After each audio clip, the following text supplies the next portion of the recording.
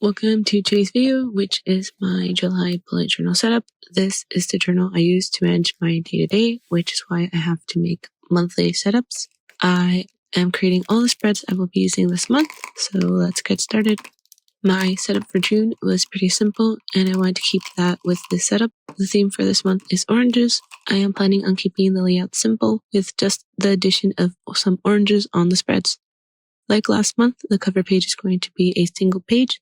Since I want to keep the layout simple, I think it makes sense to have just one page for the cover, just the title of the month and an orange. I am outlining the orange before I colored in to make sure that the oranges look neat. I thought about using colored pencils over markers for coloring in the oranges, but I wanted very vibrant colors, and I can get brighter solid colors with markers rather than colored pencils.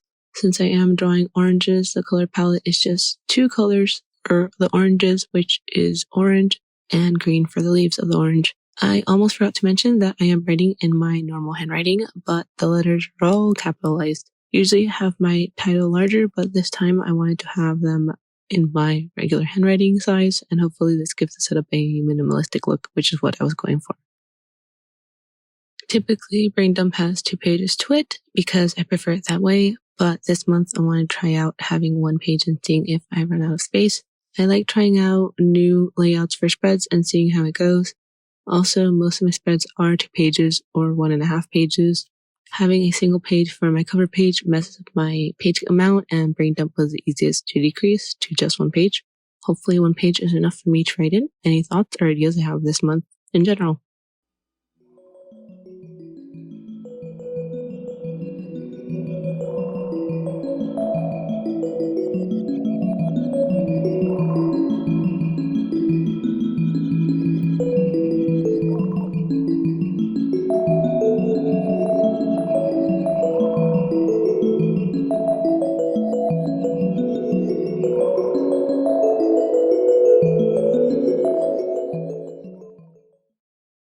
July City, I was thinking of maybe having just 1 page for this one and ended up keeping it at 2 pages. I noticed that when I try to make the 2 pages have about the same amount of lines, I leave a lot of space empty.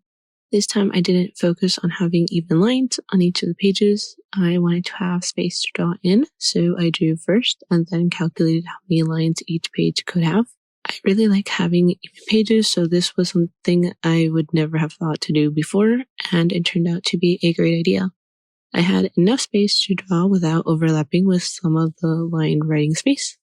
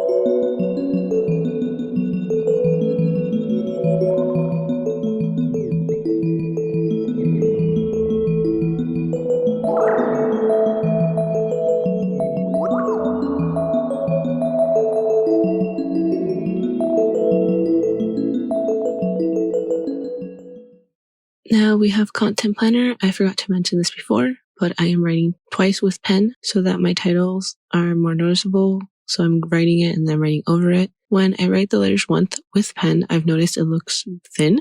So I go over them again so that the letters look bolder and easier to notice. Like last month, I have a 1.5 pages for the spread. For me, this is the right amount for this page, as well as the page after this one. It's enough space so I don't have to worry about running out of writing space. I also increased each of the square space by 1 dot, giving me more space to write in. I am not sure if I need the extra space, but I want to try it.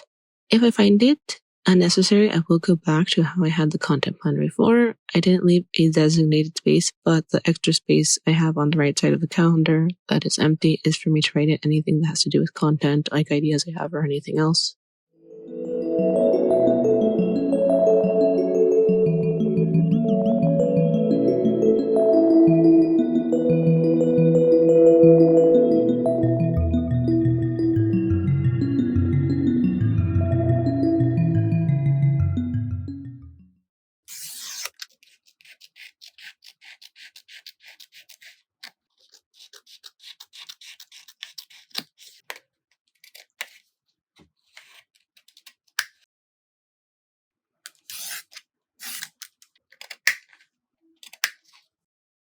On the other side of this cutout page is monthly tasks and goals. The monthly task space will be the whole page, and then the cutout space will be for goals. I tend to prefer having a smaller space for monthly tasks, but since I have one page less for the spread, because the cover page, this has its own page now. I did cut out a small amount of this page so I would have less space to work with. I think this space might also be helpful for me this month, and hopefully I can use this space to write down all the things I have to do this month, which will make it easier for me to actually do them and get organized and back on track. Hopefully that happens. If you've noticed, I am no longer outlining the oranges or any of the parts of the orange now. I thought about it better after the first spreads, and I wanted to see how it would look if I just outlined it with marker and then colored over it with marker. And I preferred how it looked, and if it hadn't worked out, I would have just added the outline of pen afterwards. But I preferred the look of how it is with just using marker and outlining with marker, and also it's quicker this way, and I just like the look, and so that's what I'm doing from this point forward. Just going to use marker and not outlining with pen.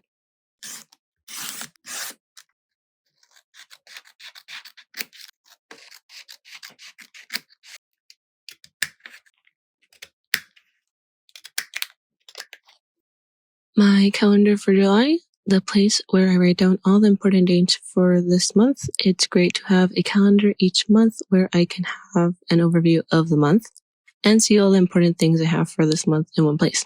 I went back to having a normal layout for my calendar this month, keeping it simple and not bombarding the page with oranges. I also have a cutout page in between both of my calendar pages again. I wanted to try something new this month and have this space for my habit trackers rather than for monthly tasks and goals, which I have on the previous page.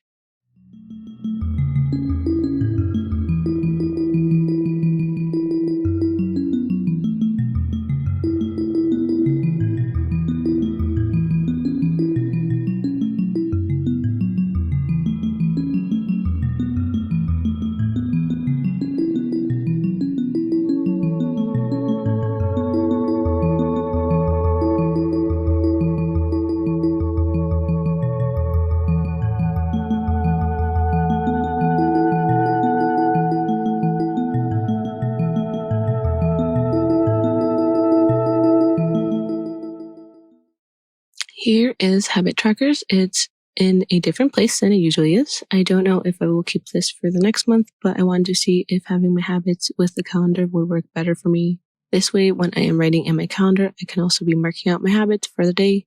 If I do end up keeping this for the next month, I will probably make the page longer or wider so I can have an extra habit tracker on each side. But for now, I'm going to try this out and then plan out what to do for August and see if I keep it here or if it goes back to its own page.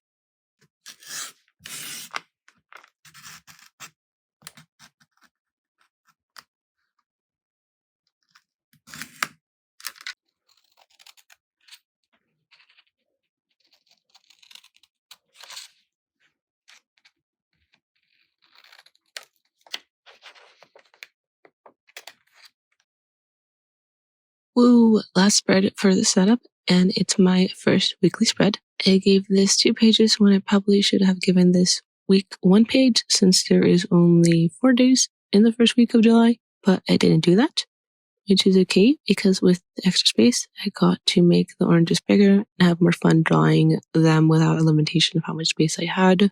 For that reason, there are a couple of oranges for this week and a lot of space to write in for each day of this week. I was debating whether to make lines with marker to show what area I would be able to write in. I ended up not doing that because I thought it would distract from the oranges, and I know what area I can write in my tasks and my plans for the day, so I don't really need it to be outlined for myself.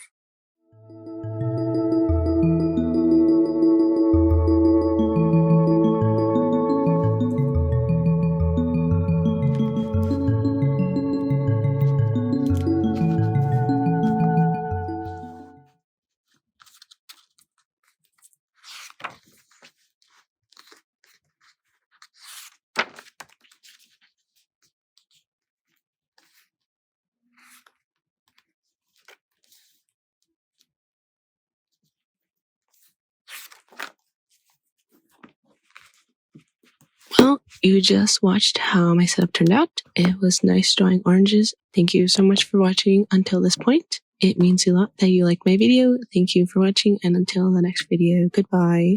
Blobby is also here in this setup as well, so a goodbye from Blobby. Goodbye.